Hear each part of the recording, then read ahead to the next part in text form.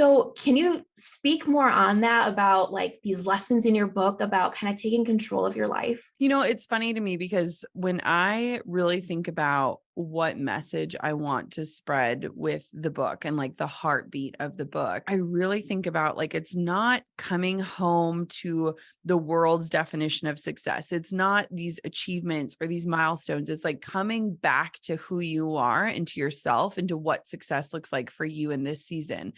And it's really this like redefining invitation to say, like, hey, success for me right now looks like staying home with my baby. Success for me right now looks like hitting the brake and trusting that I know where the gas pedal is. Success for me right now looks like showing up in big ways and inspiring my children. Like, there's so many different seasons. And I feel like when I look at my life, even from when I met you, I was like turning down all kinds of things so that I could just be home. Like we had, two pregnancy losses. It took us 3 years to have our first daughter, Coco.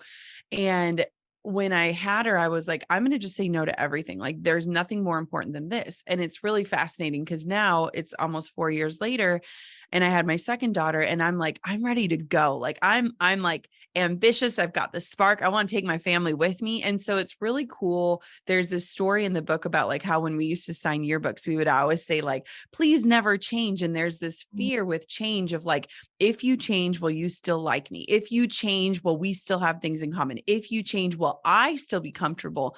And I was like, if I could go back and sign all those yearbooks again, I would say like, I can't wait to watch you change. I can't wait to see who you become.